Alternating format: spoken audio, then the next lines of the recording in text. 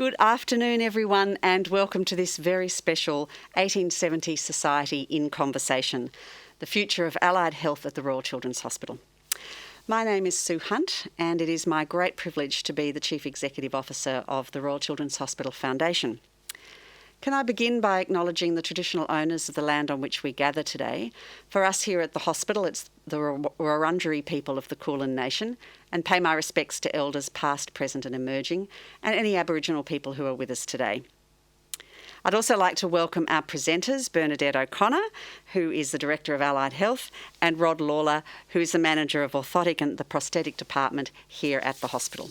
We're so grateful that you've both taken time out from your busy schedules to join us and to talk with us today. And a warm welcome to all of you joining us online. Thank you so much for tuning in. A bit of housekeeping. There is live captioning available for the event, which you can view by clicking on the live transcript button in the menu bar below. Now, so these captions are automatically generated, so they won't be perfect, and I suspect particularly with our masks on, but we do hope that they'll be helpful to some of you. This is an interactive session, as all of ours are, ladies and gentlemen, so we'd love to hear from you this afternoon. Please use that chat function to tell us your name and where you're from. You'll have the opportunity to ask any questions that you have later on after our presentations. So the Royal Children's Hospital is fortunate to receive such incredible support from our community and particularly our planned givers.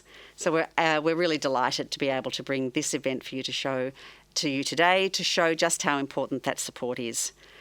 Because, you know, we're endlessly inspired by your long-term support of the hospital. And gathering this way, even though we can't do it face-to-face, is one way for us to express sincere thanks and gratitude.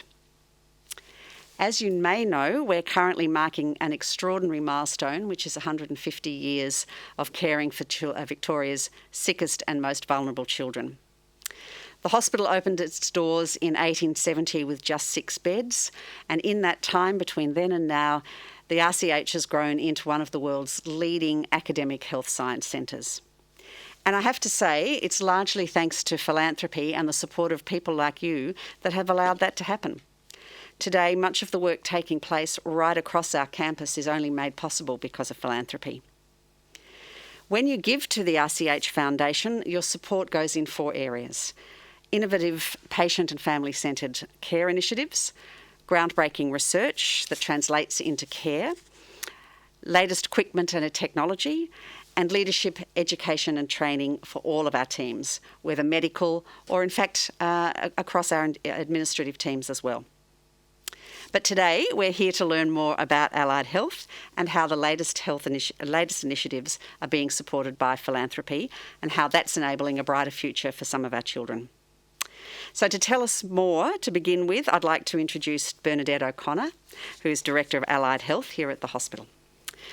So Bernadette has worked for 39 years in public and private clinical speech pathology and in leadership roles in that area. She became Director of Allied Health here at the hospital in 2011, and prior to this, she was Head of Speech Pathology at the hospital. Now, I know Bernadette very well, and I know that she's passionate about promoting allied health services to enhance, improve and ensure safer and high-quality paediatric healthcare and healthcare for our young people in general. She's also passionate about providing services to enhance the life prospects of children who experience disadvantage and developmental challenges. So you're going to hear a little bit about both of those things today, because Bernadette is also, in amongst all of those other things, the project lead for a stepped model of care for children with developmental needs. It's an initiative here at the hospital. So you're going to hear a little bit about allied health, and you're certainly going to hear a little bit about children with developmental needs. So my great pleasure, Bernadette, over to you. Thank you so much, Sue. Thanks very much. This is such a great opportunity to talk about the gift that philanthropy have given to allied health, both in the past and going into the future. So as Sue said, I have been Director of Allied Health for nearly 10 years. And I'm not directly responsible for every single profession that's called allied health at RCH. There are, in fact, 26 separate professions. I'm responsible for around about half of those. But I'm very, very happy today to talk about the tremendous impact that philanthropic funding has had on all of the allied health services at RCH. Sometimes allied health is referred to as the third pillar of healthcare. I'll just go back a slide, sorry. There's a quick jump to that second slide.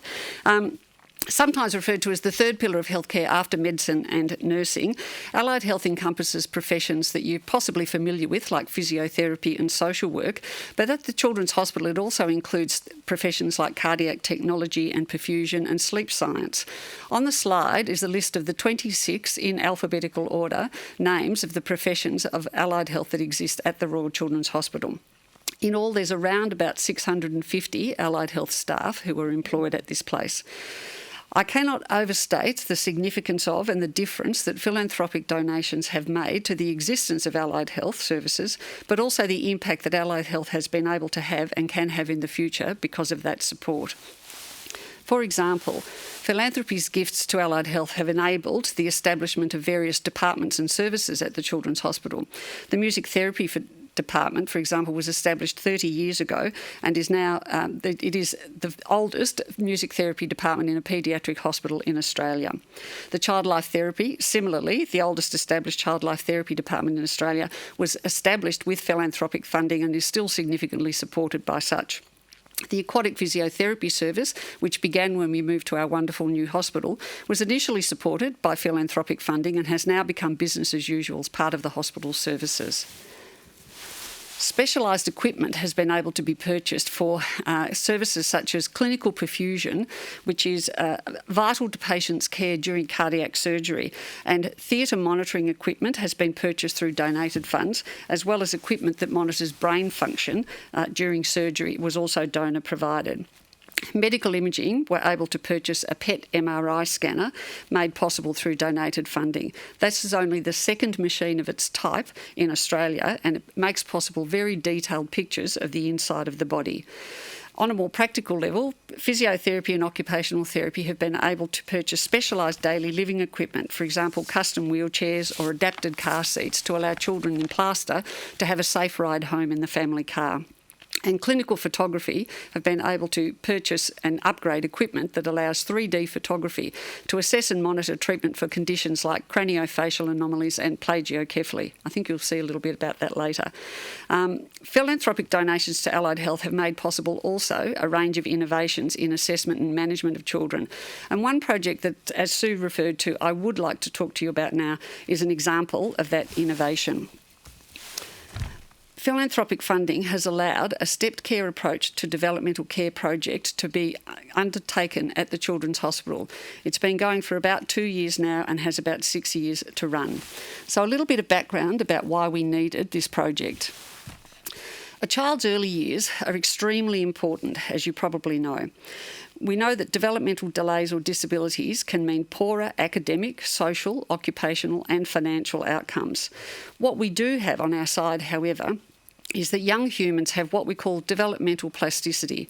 In other words, their growing and developing brains and bodies can, at least in part, overcome or compensate for delays and disabilities, but intervention and support must happen early in life. Another thing that we know is that 20% of Australian children start school with a vulnerability or a challenge in one or more developmental area, for example, social competence or language skills. And sadly, children whose families are experiencing vulnerability or who are from lower socioeconomic backgrounds are nearly 5 times more likely to present to school with these developmental vulnerabilities. So there is a big gap between high and low socioeconomic areas. So if we know all of this and if we know all of those facts, why are we not better at identifying these children in the years before school and providing the assistance that they need? In 2016 and 2018, Allied Health wanted to know if the RCH was in fact contributing to the problem for the nearly 3,000 children referred per year with a developmental concern. And unfortunately, our answer was in fact yes. What we found was that our systems of referral and triage were not helping to identify or confirm if a child was experiencing developmental difficulties, nor were we assisting parents to find the intervention early enough. So these earlier projects recommended a centralised referral and triage system at RCH for this group of children. A single point of entry for all referrals with a developmental question, both internal and external. That means that any referrals that come to the Children's Hospital from outside or from clinicians inside the hospital are funnelled through a central point where a stepped care team, and there's a photo of our team there, who are experienced allied health clinicians, they apply agreed eligibility criteria and they enhance the triage process by seeking additional relevant information before making a recommendation about the appropriate management pathway. This next slide explains the old system in a little more detail. I'm sorry if the writing is a little too small to read, but suffice to say, prior to our new system, there was a tortured pathway which was due to an inefficient process and system, and it meant that it was not uncommon that parents could raise a concern with their local GP about their child's development, and if the referral was sent to the RCH to assess and manage this child, it may take upwards of 2 years for that child to actually be connected to the intervention services that they needed. So that meant they became part of that 20% or possibly more who started their school journey with significant developmental vulnerabilities. All of that precious early intervention time had been wasted. Here's a visual representation of the stepped care model showing the various levels of intervention or the steps that a referral may go through before a recommended pathway is identified for that particular child or family. All referrals come in, as I said before, at a central point and an eligibility criteria is applied. Children can leave the system at any point with a referral plan at each step, and as the size of the steps indicates, the numbers being directed appropriately decreases at each step. I should emphasise here that even referrals that are directed away at the very first step are redirected with purpose, is what we've called it. What that means is that they're redirected with additional information to both the referring GP and the family about where another appropriate service might be found for that particular child. So nobody gets sent away with no information. So to explain in more practical terms, here's an example of the new pathway to accessing developmental care at RCH with stepped care involved.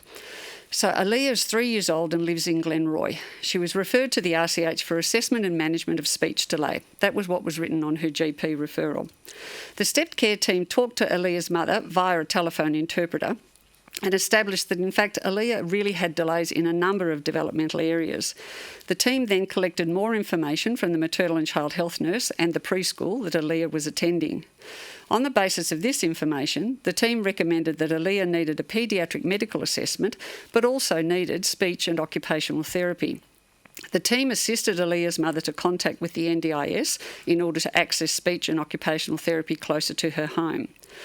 Aaliyah saw the paediatrician after a 7-month wait, but by this time she had been receiving speech and OT for several months. She'd also had hearing and vision assessments, also facilitated by the stepped care team, and the paediatrician could see all of that collected information because it was recorded on our EMR, electronic medical record. The results of this program so far have proved that the service is bringing huge benefits to both clinicians but also to families, and you can see some of those benefits outlined in the slide. They include things like more efficient use of time for clinicians, seeing the right patient at RCH, a collaborative approach, and making sure that patients aren't falling through the cracks. For families, it's providing them with more timely access to care. They've got increased confidence about what the plan is for their child and which places they're going to go to seek intervention. They're prepared for their appointment when they first do see the paediatrician, and as I said, they have a plan. I'm now going to play you a video in which some RCH clinicians talk about what their experience has been of the stepped care project. The words that you'll see written to the side on the screen are direct quotes from some of our families who've experienced the stepped care process.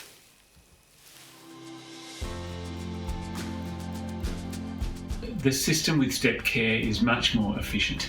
It's efficient gathering of information and efficient use of clinicians' expertise. Look, I've been wanting something like this for decades, And I think it's a terrific project. I think it's really impressive the way it's been able to be rolled out at such a large organisation, and I really hope it can be funded to be continued into the future.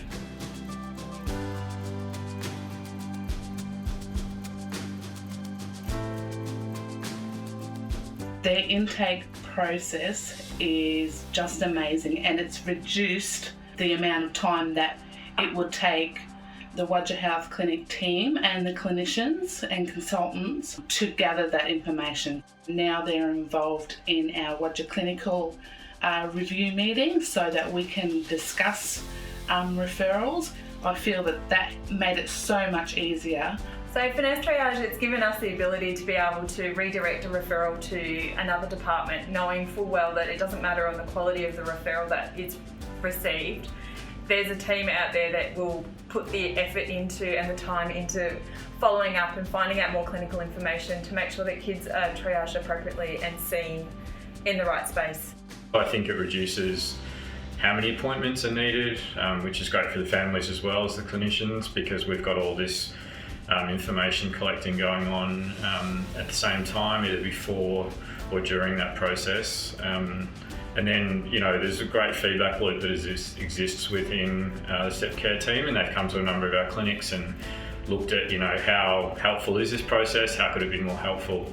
I've been lucky enough to sit in some of the case discussions, which has been really valuable to hear how different clinicians think about the best pathways for families and their children. So as a clinician, it's great when I meet a new patient or a new family to be able to open up the notes and see those intake notes from the stepped care team. That gives me a really quick summary of what the family is hoping to get out of the visit. And the other nice thing that's been happening is that families have had a chance to reflect on what's important, what they'd like to get out of the visit.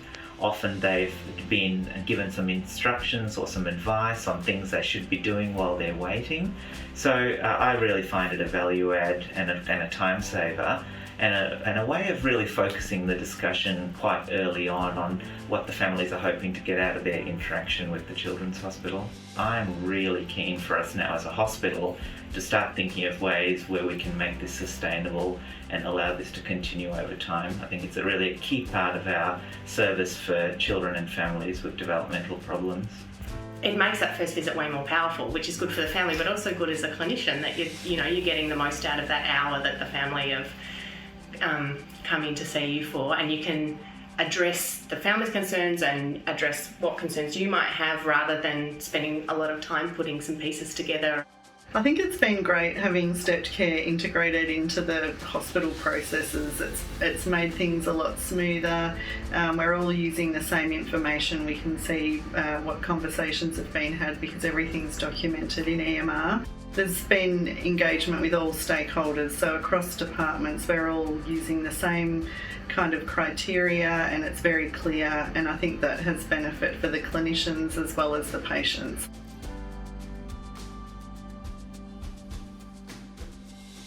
I think families are now coming in better oriented to who we are and what we can provide alongside community-based services.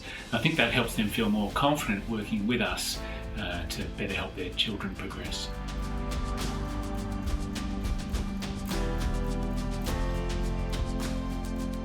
Yeah, I think it's been great with the enhanced triage for the families that are eligible for that, so they get a lot more detailed questioning from the triage team, which provides really rich information for the clinicians once they do actually see them.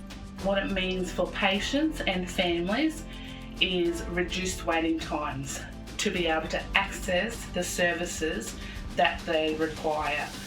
Assessments that should happen before they get to us to give us more information happening has been a really big benefit for a lot of the families that I've seen. We've, as a hospital, been able to reach out to them much sooner than we were able to in the past. So instead of them waiting 6 months, 12 months to see their first hospital clinician, they actually had someone from the hospital reaching out to them and saying, what's important to you? What would you like to get out of this meeting? What are you expecting? And then the great thing is, they're given homework, things to get on with, and then by the time they get to their appointment, we're really seeing as clinicians a real value add. where families are coming in prepared, they've thought about what's important, and often several of those early steps, they're already in the works. It's actually saving us a lot of time.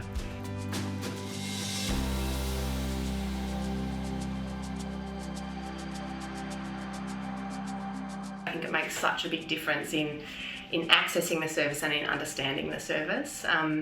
Because I think for a lot of these kids, they don't have that universal safety net that a lot of our other children have. There, might be challenges in accessing childcare, kinder. They don't necessarily have their maternal child health checks. So having you guys identify a concern and then call up with an interpreter at a time that suits the family to kind of flesh that out a bit, get some more detail around it and decide where the best place to address those concerns is. And it cuts out that problem of getting the child who's waited so many months to see you as the paediatrician and having to explain that actually you can see that there's a problem with the speech, but you can't really help it. That's someone else's job to do the speech therapy, or they need ECUS and that's actually a referral to someone else. Which is frustrating for everyone involved, but really frustrating for the families if they've waited all that time. Thank you so much for investing in these referrals. It's the best thing that has ever happened. We love it. Thank you.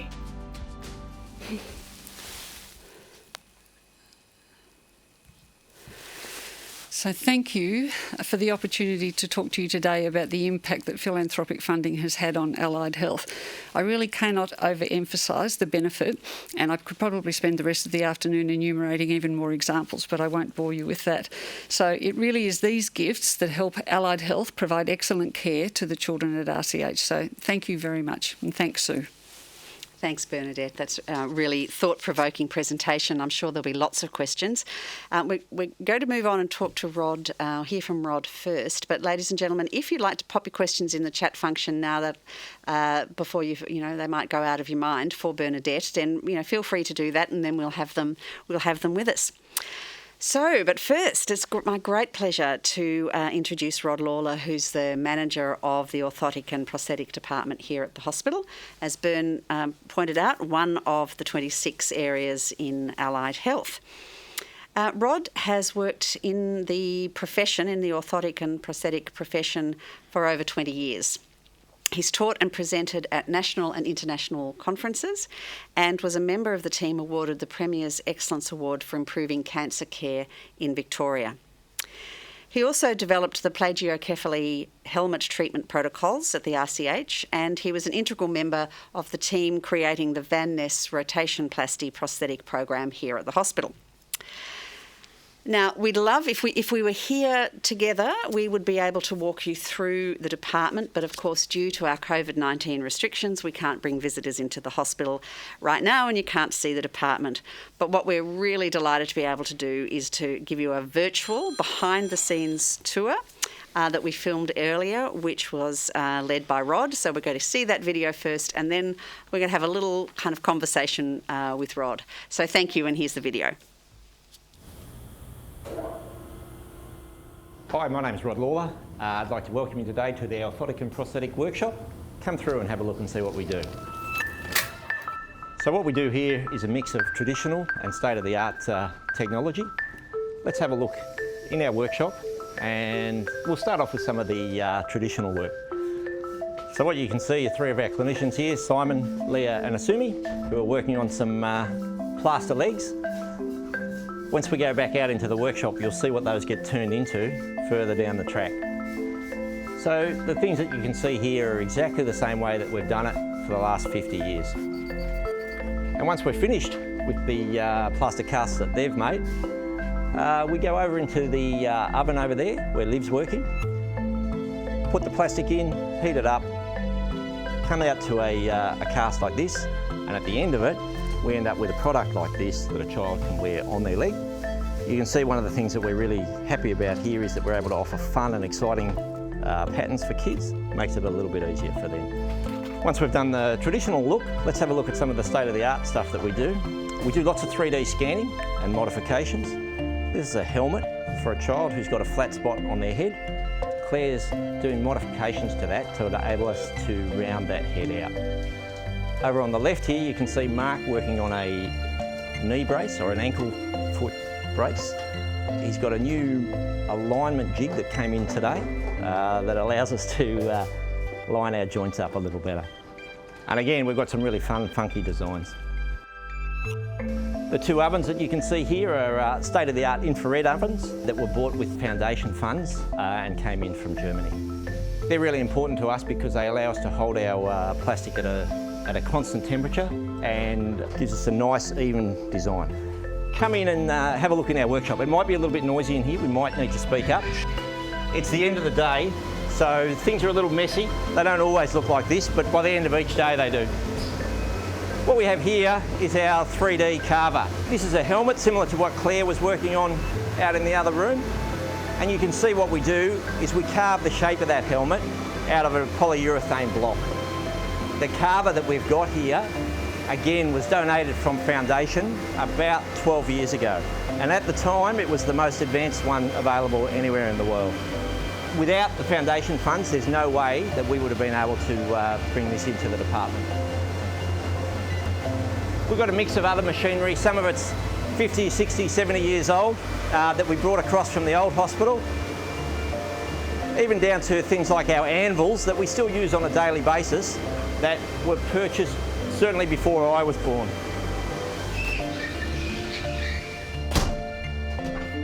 This is our prosthetic workshop. Leo's in the process of making a leg with a dinosaur on it for a young girl in 3rd grade.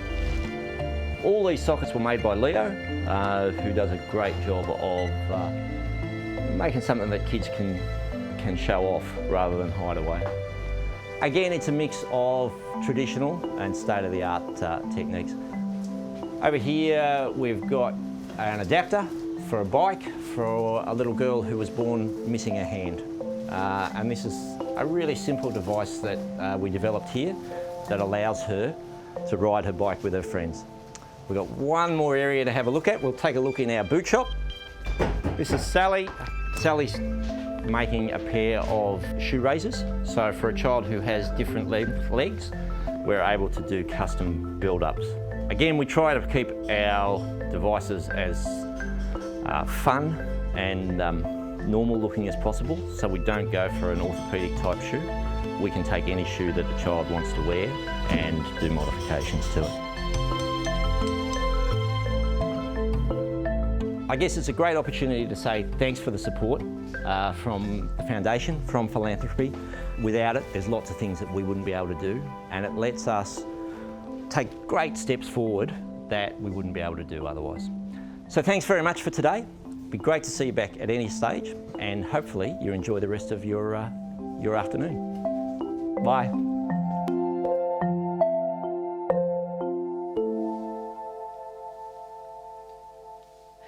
Thanks, Rod. Thank you, Rod. That is fascinating insight into the prosthetic and orthotic department.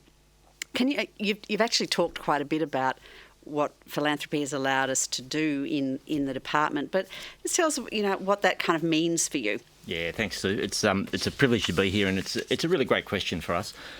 I think the best way that I can describe it is that philanthropy allows my clinicians and my technicians to focus on what they do best, which is really delivering world-class care to the kids in Victoria and across Australia, really.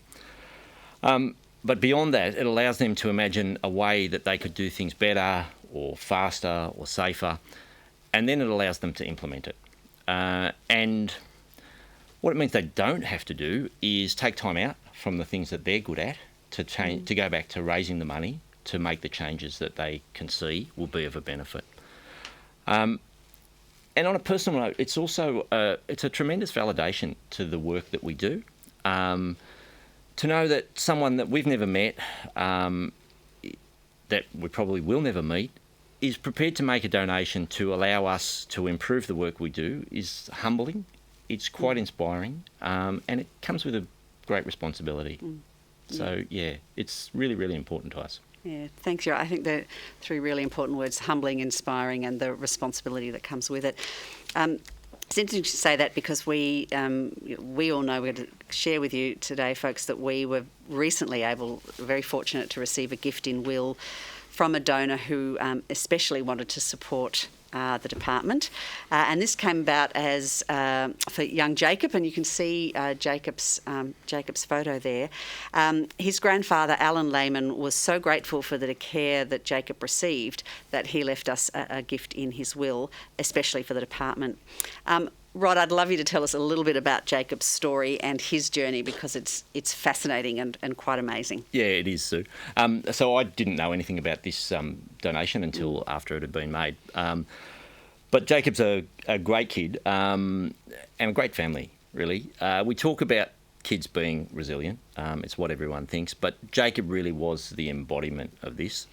I was his prosthetist for the first couple of years. I met him when he just turned 7 and had a quite tragic accident and had lost his foot in that accident. I was his prosthetist for a couple of years right at the start, and then again when he was about 11 or 12. And so to prepare for that, I had to look back through his notes before this presentation. I think the best way to describe it is just to go through some of the notes from the clinicians. Yeah, lovely. So from when he was 11, there's a note there that says, fit new prosthesis today with Seattle Energy Return foot.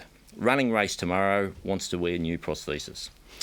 So this is a brand new prosthesis that he'd never worn before, but he was going to race in it the next day. One from when he was 12. Current prosthetic liner is worn through the end. 2 months old, warranty. From when he's 14, a spree foot. So an Esprit foot is a adult-sized foot that's designed to be an energy return foot. It's essentially supposed to be unbreakable. A spree foot broken, carbon delaminated, warranty. Something from when he was 15. Patient has broken his new leg. Patient unsure how this has occurred. Extra carbon fibre in current leg. So, look, Jacob certainly taught us a lot. He taught us about how to make our prosthesis much stronger. Unfortunately, as soon as we learned something, Jacob would get older and heavier and fitter and faster. And so then he'd break something again. I don't know if he broke every foot and socket that we gave him, but he certainly didn't grow out of very many of them. But Jacob was a really engaging kid. He never really seemed to let anything stand in his way. He wasn't always the easiest kid to work with. He was very happy to tell you if he wasn't happy with what he had. But he was always lots of fun. And Jacob was the kind of kid, he was voted most valuable player in his footy team. It's a bunch of country kids, completely able-bodied, and he really was their most valuable player. Yeah. And I think Jacob and his family touched everyone who they were involved with the children. Extraordinary story, and yeah. I think everyone, you can see the incredible photos of Jacob, and you can see that nothing is holding Jacob back. So, Rob, what impact do you think this gift that we've now been able to make available, what do you think that's going to have? Yeah, look, Alan's gift will have an ongoing effect for the department and for new patients with a limb difference. We'll use part of it to purchase resources to use with families who have whose child has just had or who needs an amputation, and also children who've been born with a limb difference. We hope to be able to answer some of the questions about what their child will and won't be able to do as they get older. And it seems really appropriate that it's a donation from Jacob's grandparents or grandfather that will help us with that, because there really wasn't anything that we saw that he couldn't do. And then some of the other money we'll use, as you saw in the video, to advance our capabilities in CAD/CAM and in 3D printing, in our aim to always be pushing the boundaries of what's possible for us to do. Yeah, great. Thank you so much. Thanks, Rod. I think, Jacob's story and Alan, his grandfather's story, the gift is truly inspirational, and we're deeply grateful for that, and we're deeply grateful for the care that you and your team have given Jacob, and I guess no doubt established a very special partnership with the family. So thank you. We have, Sue, and for us it's always been a privilege to be able to work with families. Yeah.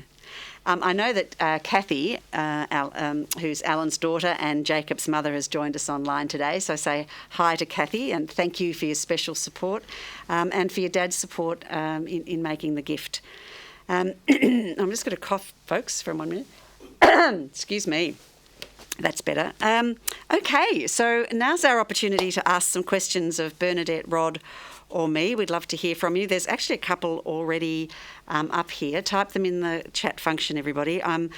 I usually kick things off, but because we've got a couple here, I'm going to go straight to those. So here's one for you, Rod. We're familiar, and I'm just reading on the screen, we're familiar with our children's visits to the doctor and our usual discussion and relationship. How do your staff build relationships with your patients? Are most children daunted or accepting? Do your staff keep personal and ongoing relationships? And do children come into the workshop and be part of it? So I guess it's that, what's the child's experience? Yeah, so great question. We work really hard to build an ongoing relationship with families. Most of my clinicians they're working at the Children's Hospital because they love working with children. So they enjoy the work. It's never hard work. We obviously can't have kids in the workshop with us while we're working. We're working on high-speed machinery. It's not a great place to be. But one of the things we did when we built the new hospital very deliberately was there is a small workshop upstairs that we use every time we do a fitting, and there's windows in that workshop along the hallway, and kids are able to come and watch us as we're actually working on their devices. And kids love that. They love to see how something's made. Yeah. So part of that question was about are they daunted or accepting? So I guess tell a little bit about, I guess we all as adults can't imagine what it would be. Yeah. We're able-bodied, all of us in this room. What happens? Look, I think for us, I don't think we see our kids as being disabled. I think we see them as having a different level of ability. Yep. But kids are fun. We enjoy working with kids, and I think that really projects to the kids when they come in. There are certainly always kids that it takes a long time to break down those barriers, but for most of our kids, they enjoy coming. Maybe they don't enjoy coming to see us, but they're not intimidated by it, I don't think. Yeah, great. Yeah. Incredible resilience, isn't there, really? Oh, yeah, there really is. That's a gift every day, isn't it? Yeah, it's for fun. you guys working with children. The resilience just must kind of lifts everybody up, doesn't it? Yeah. Okay, Bernadette, one for you. So thank you for your fantastic insight and another pioneering direction by RCH Passion plus Donor Passion. We're talking about the project that you're talking about, the stepped care. Do you think this approach will get picked up by other healthcare services? I certainly hope so. And in fact, there has been quite a lot of interest shown in the model that we've developed by the Department of Health, who are interested in piloting it initially in one of the sort of outer metropolitan areas and possibly regionally, because I suppose in our discussions with them we talked about that really it's a change that allows that really early identification of children, but more particularly giving parents guidance about where they should go. And really it is a model that could be scaled up or down to lots of other places. So we're very hopeful that it will in fact be rolled out, because the problem of children having developmental difficulties or developmental challenges and not being able to access service is in fact a statewide problem. And as I pointed out, it is more apparent in areas of lower socioeconomic background, but it's still a problem. One in 5 children who go to prep in Victoria are presenting with a developmental challenge in one or more of their developmental areas. So it's a whole of state problem. So I'm really hopeful that with the Department of Health that we can sort of apply this model in other places to allow that same benefit to kids across the state. Yeah. Another question I kind of have for you, and I'm going to ask it, but I think it's going to allow me to kind of ask a follow-up. Tell us a bit about how the way you care for patients in allied health has changed throughout your career. Oh, golly. I think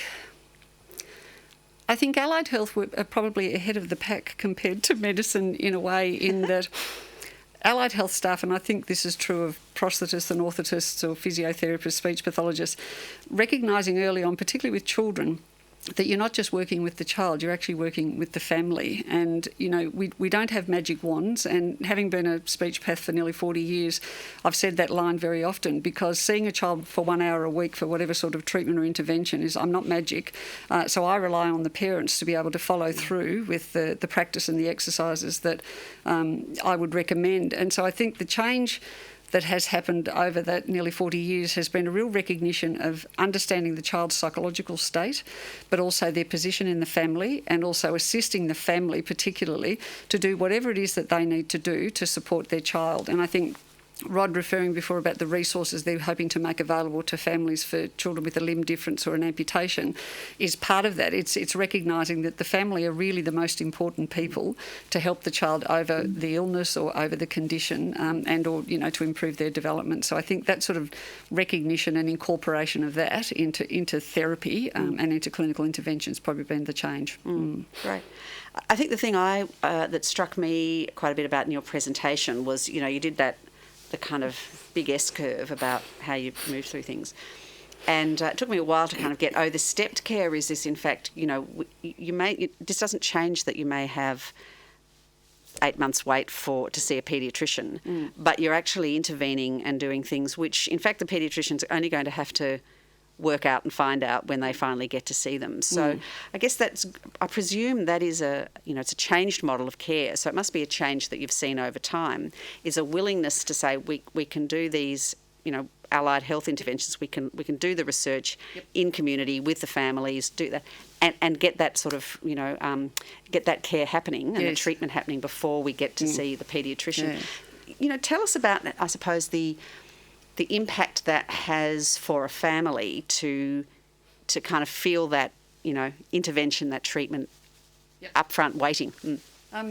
I'll probably just say we actually have had an impact on those wait times for paediatric medical appointments. Fantastic. I think because we're determining, if you like, who is the right patient to come to the RCH, we have in fact managed to, as I say, divert people to a more local service or a more appropriate service. So that has actually had a significant impact on reducing the wait list for our general medicine clinic and also clinics in the Centre for Community Child Health.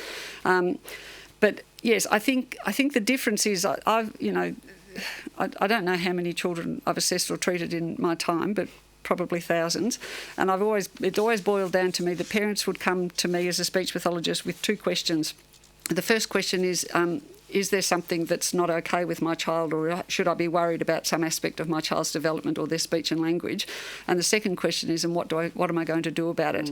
And I think what stepped care offers is an answer. It's just the beginning of a journey, but they answer both of those questions. They acknowledge the parents' concerns that, yes, possibly there is something that needs some assistance and support with your child, and then gives a plan for what's to happen. And even though you may have to wait 7 months or 8 months for a doctor's appointment with the paediatrician, it gives the parents a plan of other things that they can very productively do for that early intervention to really assist their child's development. So I think we go the first few steps on the journey of actually answering those two questions. Yeah, thank you. Rod, I'm going to ask you. One. So I'd love to hear from you.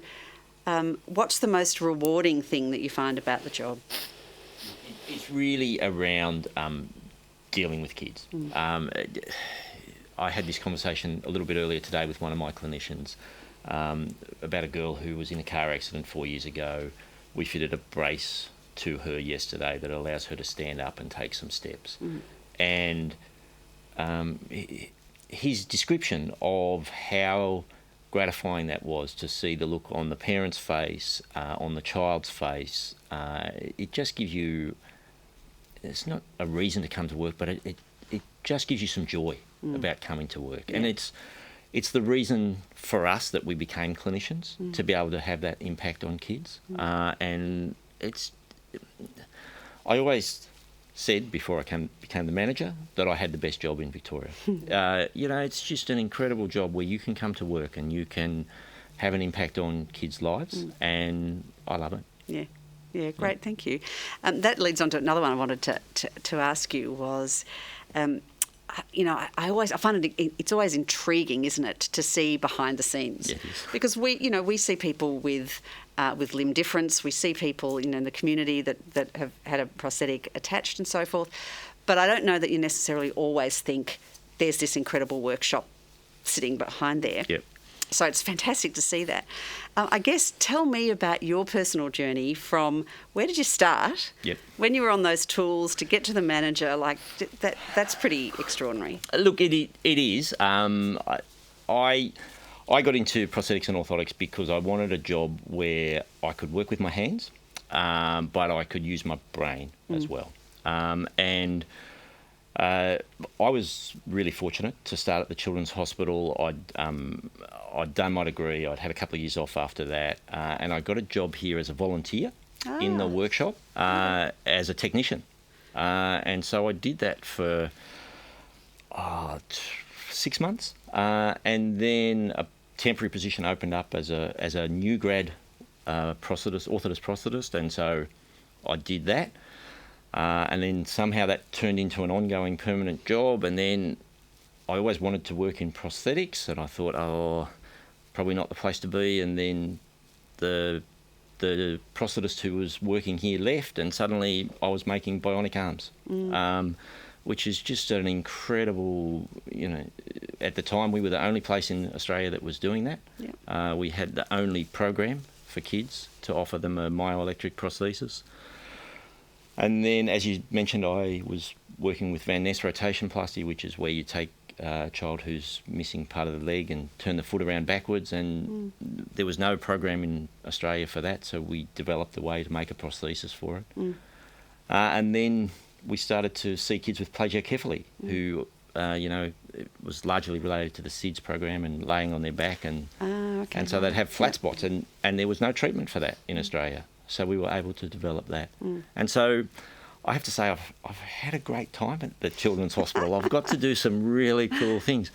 And then there was an opportunity to become the manager, and I wasn't sure that was what I wanted to do, but I have to say it's been great, because what it does is it allows me to have a bigger impact. We have 10 clinicians, and so instead of me having an impact on, a small bunch of kids, I get to have an impact on a large bunch of kids. So it has been really great. Yeah, fantastic. Thank you so much. It's a great answer.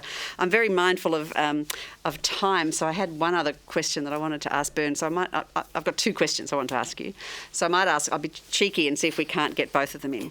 The first one is, it's kind of, we've heard about it in both of the presentations today, and that's the kind of question of research in allied health, and I suppose it's just to get really, a short reflection on that style of research that is innovation in the practice that you're doing. So, we'll leave aside the kind of the big discovery, but just that little bit. So stepped care, is a research project that turned into, that translated into care. Just tell us a little bit about, allied health and that kind of, translational research that's innovation right here, right now for the kids. Yeah, I think it's inherent in what allied health do, because, you've heard a few examples today, but essentially allied health clinicians make a difference to the Children's Hospital, to kids' lives, and often to kids' lives in a very practical sort of sense. How do they go about their daily activities? How do they communicate with people?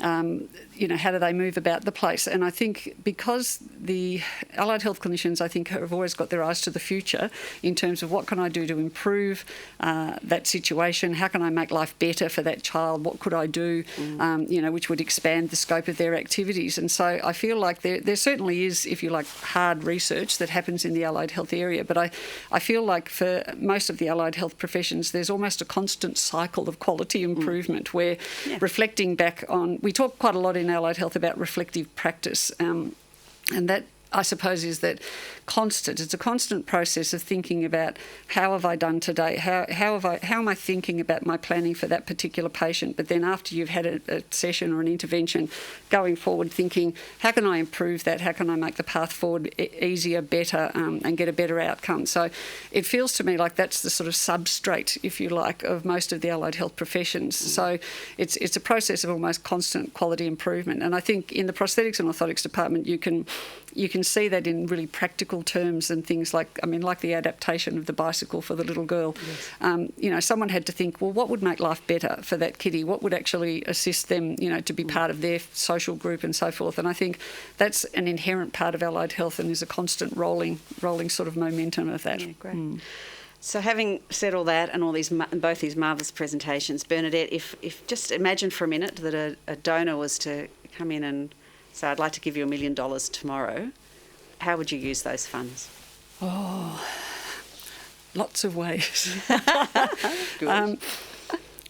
I think the sky's the limit. I've talked about 26 separate professions at the Children's Hospital within allied health, and across all of those professions, as I said, there's a constant drive to improve the outcomes for our patients. And so there is a wealth of ideas, a wealth of initiatives, people constantly talking about, it'd be great if I could, or I'd love to do this. And I think Rod's point before that's really the gift that philanthropic funding has been for us, is to be able to seize those ideas, those dreams, if you like, about, wow, what if I could do this, or what if I could achieve that? That the $1 million would probably go pretty quickly. And yep, if you give me the cheque tomorrow, Sue, I reckon 10 days max I'd have spent it. There. Fantastic. Well, that's what we love, of course, is that it can go to immediate use and make a difference to children, right now. So thank you, everybody, for your insightful questions. And Bernadette and Rod, thank you so much for joining us. It's been a privilege to hear from both of you. I enjoy every single one of these get-togethers that we've had, especially actually in the virtual environment, because, I don't know, we just get to be really focused because we're just having a conversation amongst ourselves. So we just learn so much. So thank you. It's a great privilege.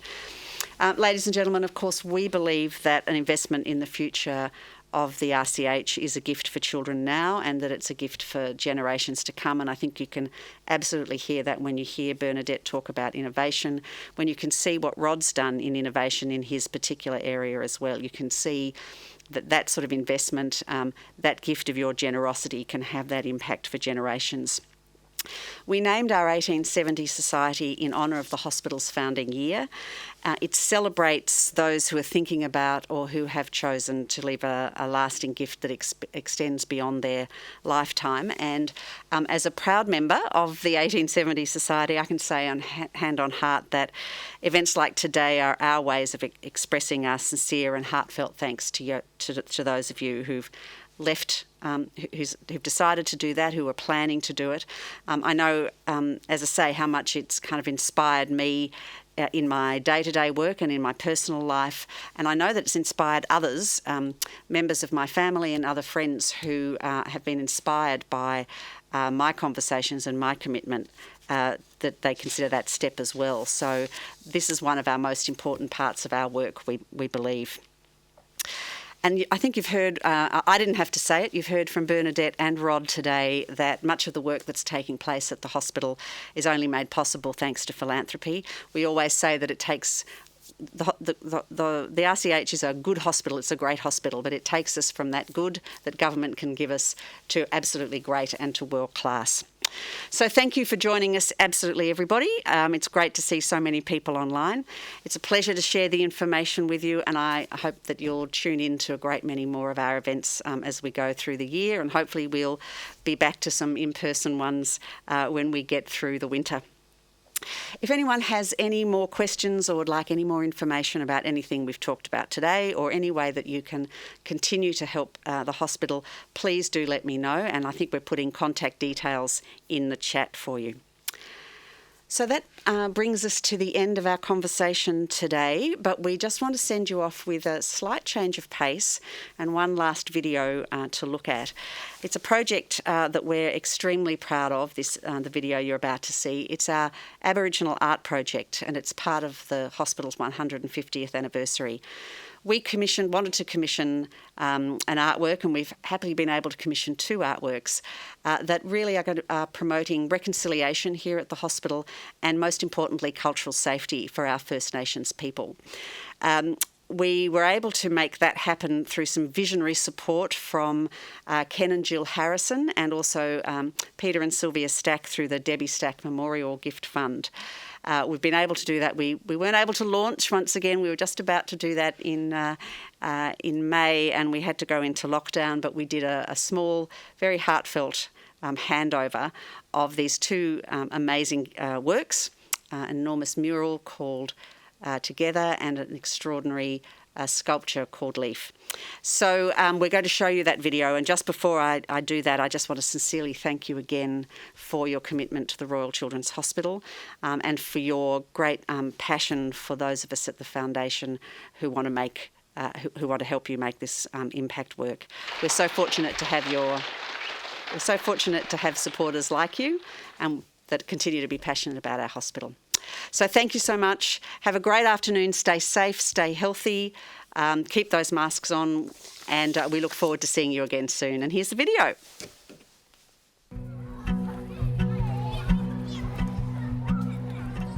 Aboriginal and Torres Strait Islander people are natural artists. We paint, we sing, we dance. It's all a part of our ceremony. And that's how we conceived the idea of Celebrate, Create, Connect. It's about celebrating Indigenous culture. It's about creating equal opportunities. And it's about connecting non-Indigenous people to Indigenous culture here in Australia. I spent 10 years as a registered nurse. Health is always something that's been very, very important to me, and it's something that has informed my practice over time. The feeling behind it was always going to be this focus on Aboriginal perspectives and how that intersects with healthcare and making, Aboriginal patients and families feel safe in that space. Part of my art practice is to encourage people's curiosity to find out more about First Nation peoples in Australia and that we have survived. One of the opportunities that this sculpture presented was that children could actually crawl on it, play on it, climb on it, and for children to be curious about what it is.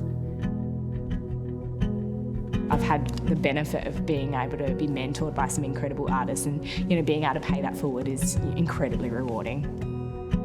Having the opportunity to do this project with us is just amazing. It means a lot to me as a First Nations artist to be involved in this project. When I pitched the original idea, the feeling behind it was always going to be this focus on Aboriginal perspectives. Circles are a big part of our symbolism. One single line circle is knowledge, two circles within each other is strength. They have a really deep meaning to us just because they've been part of our history for so long. For First Nations people who are visiting the hospital, this sculpture will create a sense of belonging. It's really important for us to show that this is a welcoming and safe place, both culturally and from a healthcare perspective. So we wanted to acknowledge Aboriginal and Torres Strait Islander people and the contribution that they've made to our society. We need to be really mindful of the fact that for Aboriginal people, culture and connection to country and community is really quite an important part of that sort of concept of wellness. When we have Indigenous patients and families coming from all regions around Australia and they see the mural out the front Together, or they see the sculpture Leaf in the Northern Court, they will feel like they are safe here, that they are welcome and they are included in the hospital. Because that's the very least that Aboriginal and Torres Strait Islander patients and families deserve in a place like the RCH. They're going to see this large-scale work and see themselves in it, see themselves represented in it, see that, Aboriginal perspectives are something that are welcomed here. For Jill and I, the impact of this project is profound. It's just always been so important in society. You like to give back to something that helps everybody. Sometimes when I visited the Royal Children's, it was immensely sad to see these little lives so impacted by their physical health. So it creates an opportunity of escape for the sick kiddies to be able to come out and play and forget about being sick for a little while. It's really lovely to see children interacting with art in a playful way. These artworks are symbols of healing and connection to the land.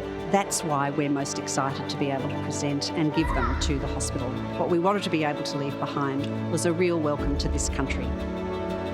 I feel really passionately about public art and the role that it plays and how accessible it is. You know, it takes art out of the galleries, puts it into the public realm for everyone. It transcends privilege and power. You know, it gives everybody the opportunity to engage with it.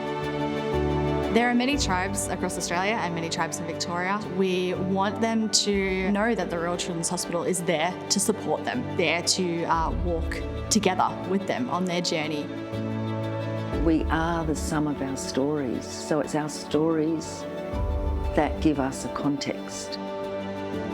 Celebrate, Create, Connect is a gift from the first people of this land to our community to say, you are welcome, you are safe, you are looked after, and most importantly, we are still here.